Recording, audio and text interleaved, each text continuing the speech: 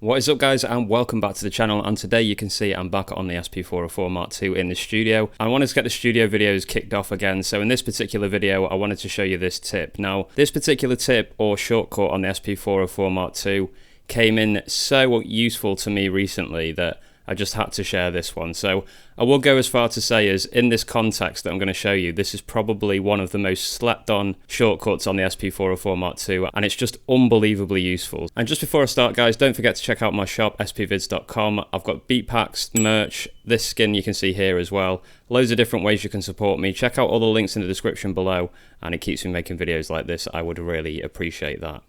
So this is going to be really good for the looper heads out there, people that like making loads of loops on the SPs. This is going to be invaluable. So I've got a collection of loops here, and I'm going to choose one in particular, which is one which I created. And just to give a bit of context to this, recently I did a jam with a drummer and a rapper, and I had to prepare a load of loops basically. So that's the first real time I've sat down for a long period and actually put together loads of different loops. So I was just grabbing little bits from records, looping them around and giving something for the rapper I was working with to rap over the top of.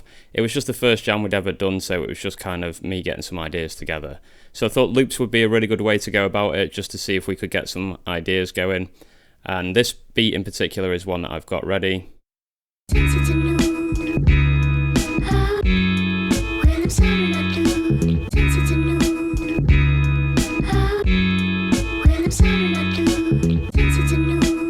So you can hear that loops perfectly, and I was having to go through and do a lot of this obviously, and this is where the roll button is going to be your absolute best friend. So if we're going to start and end, we get the waveform view as expected, but the problem with trying to create loops on the SP is that we're always having to start from the start of the sample in order to nail that endpoint. And it can get really tedious, especially when you're doing 3, 4, 5, maybe 10 different loops and you're trying to get them all to loop. It becomes really time consuming. So you can see here now that we're in this mode, resample and roll are both flashing, so that's an indication of the fact that these are both things that we can use inside this screen. And the one I want to show you is roll, because what this is going to do is just play a portion of the end of the sample, and it's just going to speed up trying to find that endpoint so much easier. So if I hit this roll button now, you will see that it kind of just takes a little chunk of the end of the sample and then starts looping back round again, instead of having to start from the start.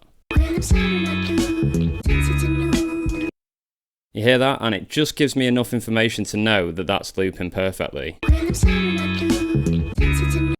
just makes it far easier than having to go from the start every time and then realizing it's slightly out, making an adjustment, and then it's slightly out again, and we're having to keep going around the whole loop. We can just use roll. And if you want to keep listening to the sample and keep it looping around, you can just hold on to roll as well.